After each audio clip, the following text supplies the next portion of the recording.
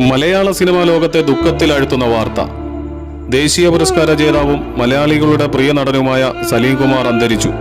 അദ്ദേഹത്തിന്റെ വിയോഗം സിനിമാ ലോകത്തിനും ആരാധകർക്കും വലിയ നഷ്ടമാണ്. ആരോഗ്യ പ്രശ്നങ്ങളെ തുടർന്ന് കൊച്ചിയിലെ സ്വകാര്യ ആശുപത്രിയിൽ പ്രവേശിക്കപ്പെട്ടിരുന്ന സലീം കുമാറിന്റെ ആരോഗ്യനില കഴിഞ്ഞ മണിക്കൂറുകളിൽ ഗുരുതരമായി മാറിയിരുന്നു. വെന്റിലേറ്റർ സഹായത്തോടെയായിരുന്നു ചികിത്സ.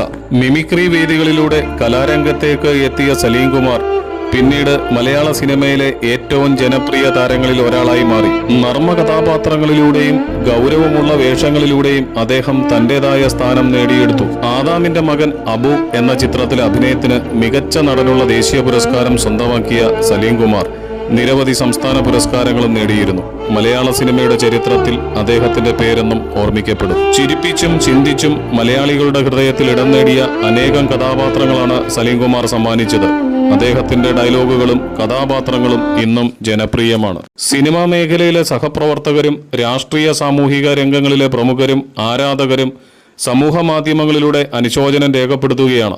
മലയാള സിനിമയ്ക്ക് പകരം വെക്കാനാവാത്ത നഷ്ടമെന്നാണ് പലരും വിശേഷിപ്പിക്കുന്നത്. ചിരിയിലൂടെ ലക്ഷക്കണക്കിന് ആളുകളുടെ ജീവിതത്തിൽ സന്തോഷം നിറച്ച കലാകാരന് മലയാളികളുടെ കണ്ണീരോടെയുള്ള വിട. സലീം കുമാറിന് ആദരാഞ്ജലികൾ.